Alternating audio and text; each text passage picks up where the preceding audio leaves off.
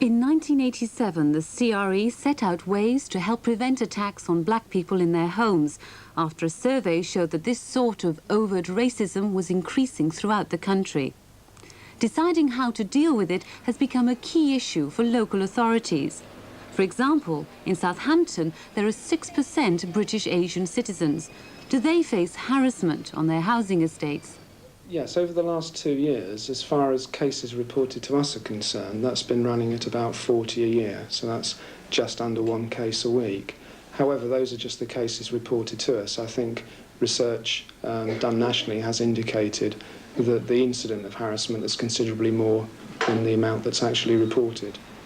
On Southampton's Swaythling estate, we took up the question with members of the local neighbourhood group.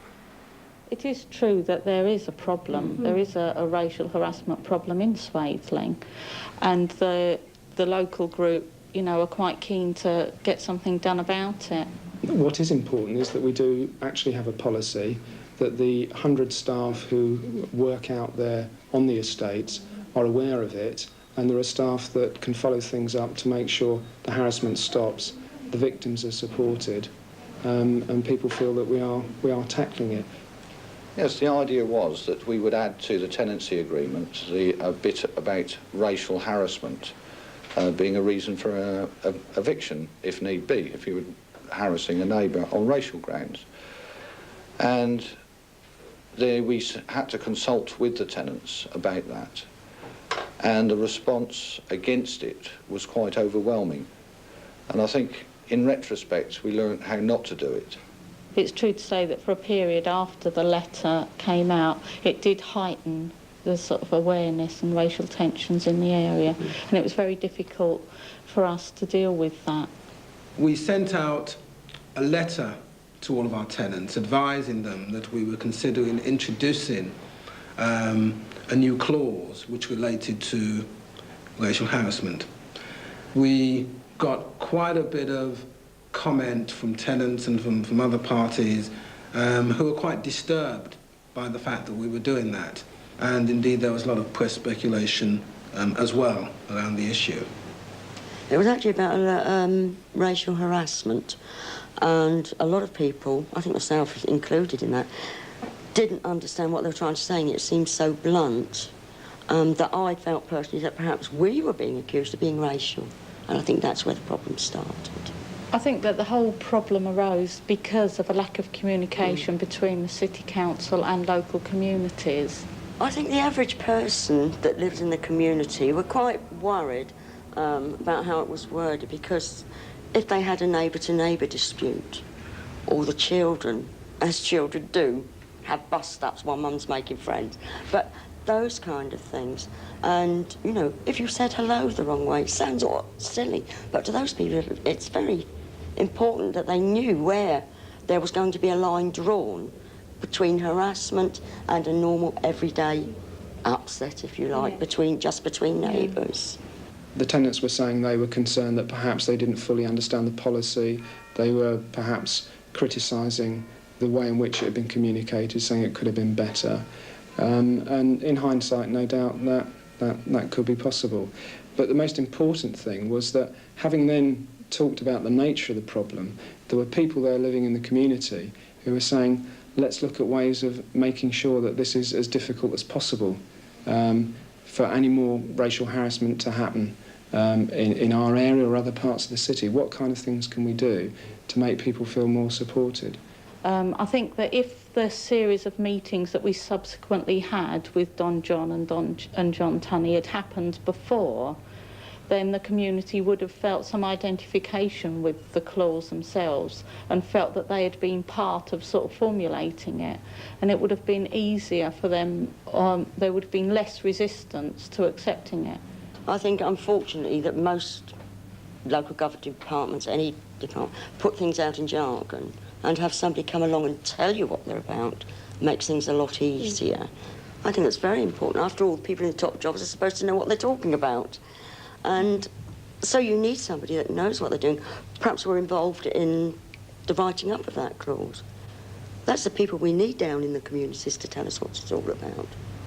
In the issues of racial harassment, we are attempting to develop a joint agency approach. We're negotiating with the police, social services, the education services, about developing a kind of approach by which people who are victims of racial harassment can be supported by those different agencies.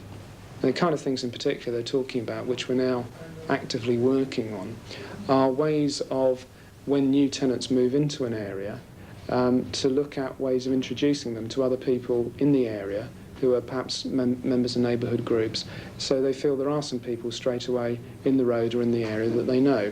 So we're now revising our information to tenants, our tenants' handbook, to make sure in each area of the city there are full up-to-date details of local community groups and so on. And we'll also be looking at translating that into relevant minority languages in the different parts of the city. So are these moves proving effective? For example, are Asian families now more confident about joining in with community activities? No. As up until now, they haven't. We can't really say that very many Asian people come to neighbourhood group meetings. That could be our fault by not making the effort. And possibly... We need to make more effort. I mean, it's possible that if the council do carry out their intentions to make all new people coming into the area aware of what's going on in the area and have a contact with the neighbourhood group so we can then make contact with families, we'll be able to develop more of an understanding, and the neighbourhood group itself will be able to develop more of an understanding of the problems that black families are having when they move into the area. It's a tragic fact that harassment is only one aspect of racism in housing and the most obvious. There's also the basic question of how to get a home in the first place. In terms of accessing housing in the private sector, virtually every black family in the country who's attempted to go through that process will tell you some horror story. As white people, we often don't believe those horror stories, but they do happen. So the barrier is erected, first of all, at the estate agents or at the property outlet, if you like, where black people are. An assumption is made by a white assistant that black people only want certain kinds of housing. And they're further discriminated against when applying for mortgages. I mean, again, a CRE report on mortgages and race clearly delineates that black people have less access to mortgages, despite their financial credibility, to certain kinds of properties than white. Now, the local authority has a responsibility to the whole of its community, and that's not just as an employer or the provider of specific services, such as housing, but also as an influencer within that community. Racial discrimination is being practiced by council housing departments throughout Britain, says the Commission for Racial Equality. For the past 4.5 years, the Commission has been investigating housing practices in the capital's poorest borough, Hackney, in north-east London, and found black tenants subjected to widespread discrimination. In few other parts of Britain is the need for housing more acute. Hackney, the country's poorest borough, has 15,000 people on the waiting list for council homes. If that's not bad enough, the desperation of Hackney's black community has at times reached unbearable proportions. Hardly surprising, say the Commission for Racial Equality, since thousands of them have been shown to be victims of widespread discrimination. Investigators found that white families were over 8 times more likely to be given a new property than blacks, many of whom were offered flats or maisonettes on the most run-down pre-war estates like this one. The Commission say this is only the tip of the iceberg. They believe hundreds of other councils in Britain have been equally guilty of discrimination in their housing policies. Liverpool was shown to be similarly discriminating in 1984 and still discriminating in 1989. For example, white people were 4 times more likely to be allocated purpose-built property than black people, and 4 times more likely to receive their own garden.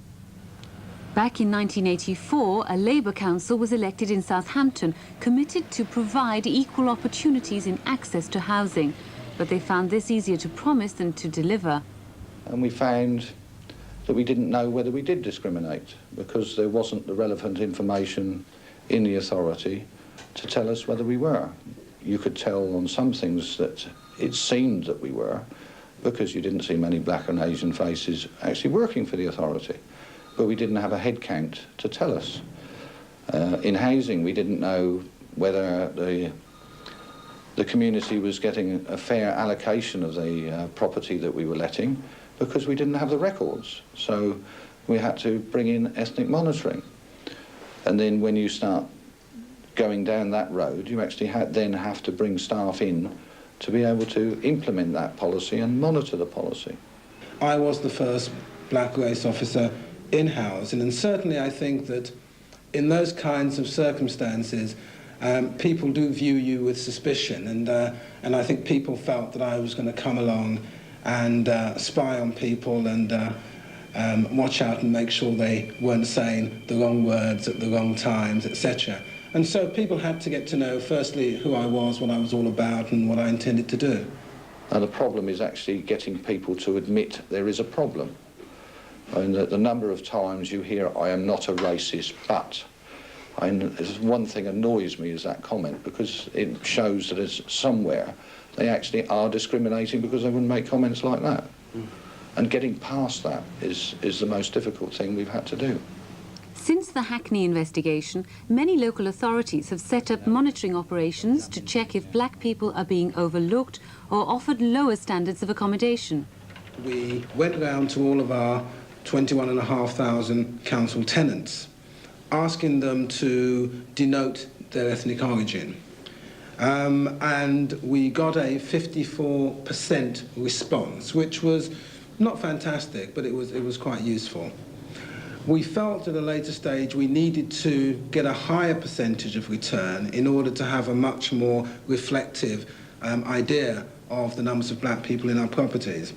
And we did a similar follow-up exercise in which we actually sent out information in different languages, and we explained in far greater detail the reasons for what we were doing. And we now have a 79% return.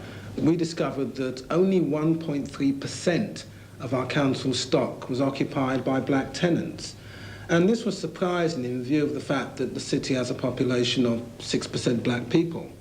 And not only that, but there's always been speculation, comments by tenants, comments by people in the community, that the only way you get a council house in Southampton is if you're black. And this was obviously a clear contradiction to that. Well, it's like our allocation policy. If you come off the waiting list, you go into a flats and you, if you like, serve an apprenticeship through that before you would get the house. When we did the monitoring of the black and Asian people in our stock, there's a very small percentage. So actually that procedure, because they're not in the stock now, their chances of getting the house are smaller than people who are already there. So we've got to go through a process of reviewing the allocation system to make sure that this doesn't happen. And if it hadn't been for the monitoring exercise, it's something that we wouldn't have known about. So it proves one point, you know, the system can discriminate when you don't really intend the system to discriminate. Such unintended discrimination is a key concern for the local government training board. I would say another covert way in which racism operates is through allocation according to need, which local authorities are obliged to do, but how that need is assessed is very much at the discretion of the chief officer and the staff. Now, where you don't have a developed policy to assess need, the system often relies on things like personal advocacy.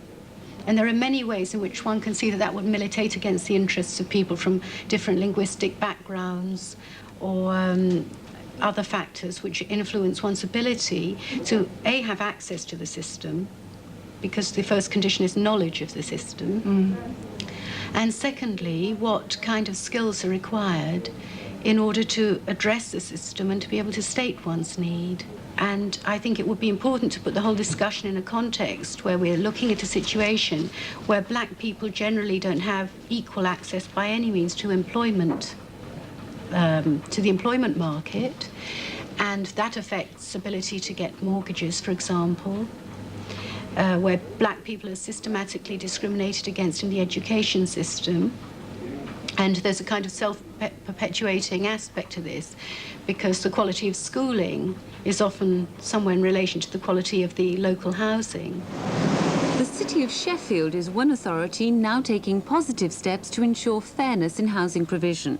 It has many British Asian families whose first language is Urdu and who follow the Muslim faith. The council's policy is to deliver equal opportunities, not just in access to a home, but to all the other services available from the housing department. But this hasn't proved easy. For example, back in 1982, an improvement grant was given to Mr. Mohammed Akram to make it possible for his severely disabled daughter Yasmin to stay at home with the family instead of being confined to hospital. 7 years later, the work was still uncompleted, as he explained to Shashi Singh of Radio Sheffield. और इसके बाद उन्होंने मुझे residency में भेज दिया। वहाँ पर हम 1 साल रहे। इन्होंने हमारे विंडे तोड़ दिए नेशनल फ्रंट वालों ने, और मुझे ये लेटर भी दिया। और सड़क पे कुछ हुआ आपके साथ? सड़क पर लिखा हुआ है NF, उन्होंने लिख दिया। जब हम वहाँ पर पहुँचे तो सुबह देखा है तो डोर के सामने, फ्रंट के और बैक के दोनों के सामने लिखा है NF। तो उसमें मुझे वहाँ पर बहुत ही ट्रबल हुआ, इसलिए हम वहाँ से छोड़कर यहाँ पर आ गए। और ये हमारी हालत थी कि अगर उस वक्त आप देखते थे हर तरफ मुक्त थी। In 1987, some neighbours formed an Akram Defence Committee to publicise what they saw as the council's failure to get the builders to complete the work properly.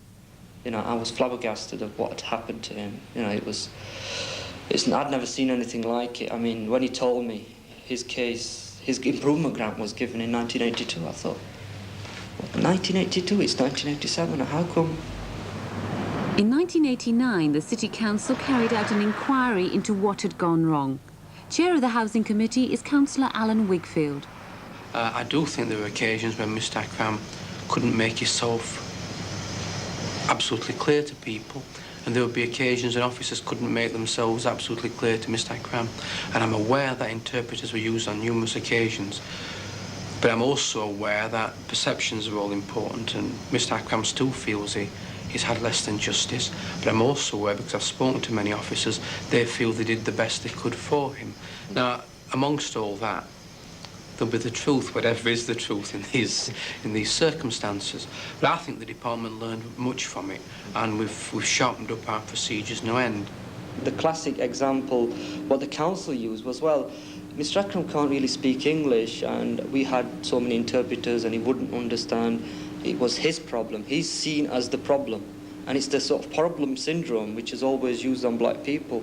Mr Akram and his supporters stood around with placards around the council chamber, and some council workers who supported Mr Akram during their lunch hour, in fact. And they, eventually I found out, were warned, saying that they should never ever support anything like that, because it was a bunch of extremists who were telling them to get involved in something which wasn't true. I wouldn't suggest for a moment that the Defence Committee were left-wing extremists. They're far from left-wing extremists. The council's formal investigation denied alleged racism, but it admitted that officers had failed to bring the project to a satisfactory conclusion, and it was critical of 2 mistakes, which meant the case was conducted less favourably than similar work over the same period. People can make mistakes. To make mistakes for 7 years and not to look at those mistakes, surely to me it stinks of racism to me. I'm convinced that some officers in the local authority were less responsive than they ought to have been. And the housing department have much more responsibility now than they had in the early 1980s. We have an environmental housing team now, which we didn't have, because the environmental health department had responsibilities for that side of the private sector housing position. So things have improved in as much as from the organisational and the bureaucratic position. I hope too that things have improved in as much as people are more responsive now, I hope, to the needs of black families. Housing management has developed on the basis of providing a service generally for white communities. And housing departments certainly need to turn themselves around in a way in which they're able to accommodate their services to meet the needs of all kinds of communities. And I think this is the area where I think people do find some problems, having to change practices and procedures which they've considered to be correct and professional for many years. And now they find they have to adapt these to meet a changing society. And certainly I think there are going to be those who are prepared to accept that. But certainly there will be some people who will not accept that change and therefore will be in a position in which they're giving an inferior service to black communities. There's been some who are anti the policy, and I've had to have it explained to them. And some of them have got bigoted views as well. And just because you work for a housing department and work for a local authority doesn't mean to say that that stops you, having the bigoted views that some people hold. I mean, I think all that we can hope is that the procedures we put in makes sure that those people don't discriminate within the system here. But at the end of the day, if somebody was guilty of an action of discrimination or something, it would have to go through the normal disciplinary process. One of the first questions we normally ask the officers is, what is the population of black people in this country, given the context of 56 million or so people all in this country? And the average figure we generally get ranges 20 to 30 million. So, I mean, I think that if there is a belief, for instance, that there are 20, 30 million black people in this country, then certainly I'm sure that there must be misconceptions about other aspects or knowledge about black people. Ignorance or prejudice about Britain's 2 million black citizens isn't just a problem among administrators.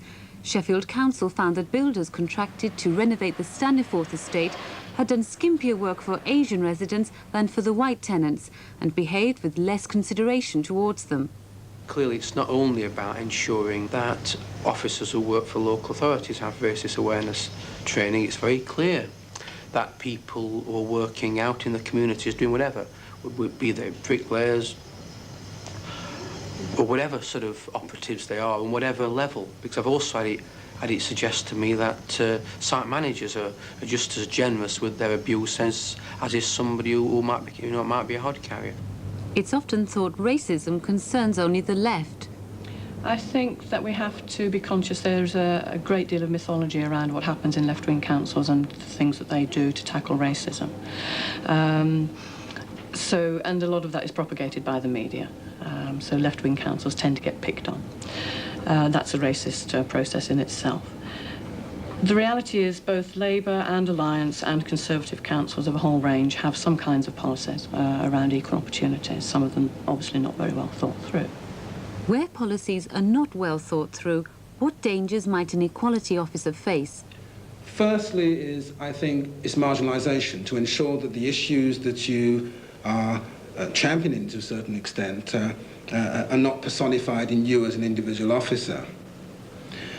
I also think you need to be sure that you're carrying people with you all of the time.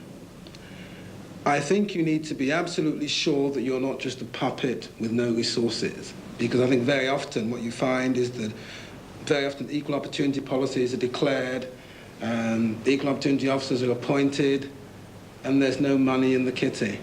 You're there talking and talking, but you haven't got the power to do anything. And I would advise any equal opportunity officer to firstly look at what the resource is, and also to ensure that whatever function that officer is carrying out is a function that is compatible with the needs and the expectations of the black communities.